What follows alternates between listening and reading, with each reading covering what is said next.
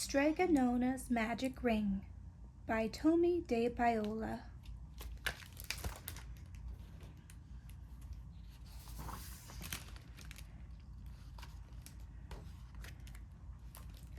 Wintertime was very quiet in a little town in Calabria where Strega Nona, Grandma Witch, and her helper Big Anthony lived.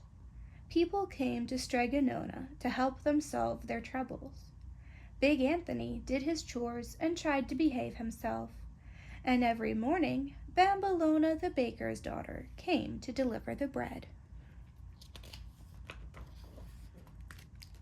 One day the sun began to shine a little brighter, the birds began to sing a little sweeter, and the flowers began to bloom everywhere. Spring had come, and Big Anthony began to drag his feet. "Anthony," said Strega Nona, "whatever is the matter? You're sleeping late, your chores are half done, and every time I look at you, you're gazing into space and sighing." "Oh, Strega Nona, I don't know what's wrong with me," said Big Anthony. "Everything in my head is fuzzy." "I think you have spring fever," said Strega Nona. "What you need is a little nightlife. Why don't you go to the village dance tonight? It would perk you up." Big Anthony sighed again. "The village seems so far away," he said. "And anyway, who would dance with me?" "Bambolona the baker's daughter would," said Strega Nona. "Why don't you ask her when she brings the bread?" "Who?" asked Big Anthony, for in truth he had never noticed her. When supper was finished and Strega Nona was straightening up her cupboard, she suddenly stopped and said to herself, "A little nightlife, that's not a bad idea.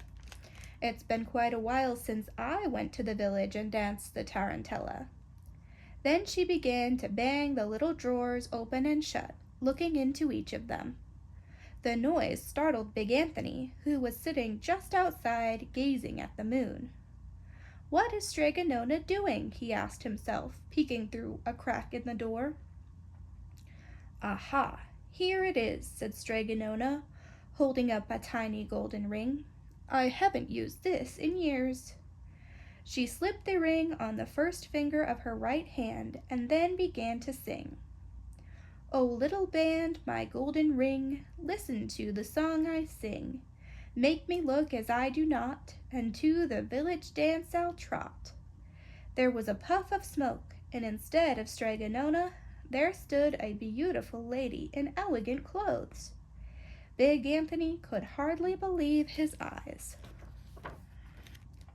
Secretly, Big Anthony followed the beautiful lady all the way to the village square, and there he watched her dance the tarantella all night long. When the dance was over, Big Anthony followed her back to Strega Nona's house. There the lady sang, "Oh, shiny band, my golden ring, again the little song I sing. The dance is done, the moon does wane, turn me back to me again." Then she slipped the ring off her finger. With a puff of smoke, there was Strega Nona. "Oh," whispered Big Anthony, "if only I could get that ring, I would be the handsomest man in all of Calabria, and all the village ladies would want to dance with me." Big Anthony decided to wait for his chance, which came the very next morning after Bambolona brought the bread. "Anthony, I must go and visit my godchildren," said Strega Nona, "now that it is Eastertide. Be a good ragazzo. Stay out of trouble, do your chores, and don't drag your feet." "Si, yes, Strega Nona," said Big Anthony. All day long, Big Anthony waited. Finally, when the sun went down, he ran inside and rummaged through the drawers of Strega Nona's magic cupboard until he found the tiny golden ring. He pushed it on the first finger of his right hand as far as it would go. Then he sang, "Oh, little band, my golden ring, listen to the song I sing. Make me look as I do not, and to the village dance I'll trot." there was a puff of smoke. Big Anthony rushed to the mirror and looked. The face looking back at him was certainly not his own. There stood a handsome Big Anthony in elegant clothes. "Aha!" shouted handsome Big Anthony, "and now for a little nightlife." When he strolled into the village, everyone was dancing the tarantella in the middle of the square. In a second, handsome Big Anthony was surrounded by all the ladies there, young and old, fat and thin, pretty and not so pretty. They had never seen such a handsome man in all their lives. "Come dance with me," each of them cried, pulling at his arms. Round and round they went, dancing the tarantella. "So this is a little nightlife," thought handsome Big Anthony happily. After several hours, handsome Big Anthony was beginning to get a little tired, but the ladies wouldn't let him stop dancing. "Caro," they cried, "dance with me. Me, Caro, next." And they began to push and shove. They pushed and shoved so much that at last handsome Big Anthony got scared. "Un momento, just a minute. Let me catch my breath," he cried. But the pushing and shoving and grabbing and kissing only went on more. Handsome Big Anthony began to run. The ladies began to run too, after him. Handsome Big Anthony stopped and sang, "Oh shiny band, my golden ring, again the little song I sing. The dance is done, the moon does wane, turn me back to me again, please."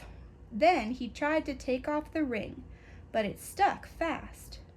"Mamma mia," he cried, "what am I going to do?"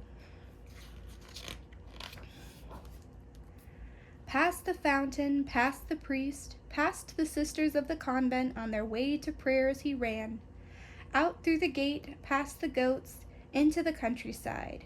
Me, dance with me, amore," cried the ladies close behind. Handsome Big Anthony continued to run. Again he sang the song, although he was out of breath. Again he tugged at the ring, but it wouldn't budge. At last he climbed a cypress tree, up to the very top. Now he had nowhere to go. "Help! Save me! Help!" he cried, and he sang some more and tugged some more, but it did no good. The ladies reached the tree and shook it hard. Shook and shook and shook it. "Come down, you handsome devil, you! Dance with us some more. With Maria, Conchetta, Clorinda, Rosanna, Teresa, Francesca, Clotilda," they cried.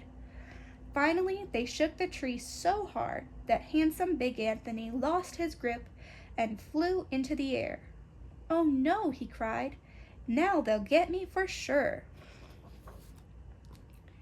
He landed on his handsome big nose right in front of a little house, Strega Nona's house. And Strega Nona was home from her visit. It didn't take her the time to blow 3 kisses to see what had happened. "Anthony," she said, "where did you get my magic ring?" "Oh, Strega Nona, help me, please. I only wanted a little fun, just a little nightlife. I sang the song, but the ring is stuck. What am I to do? Here they come, they're after me. Please, make me me again." Strega Nona opened a flagon of olive oil and rubbed some on his finger. "Now," she said, "sing."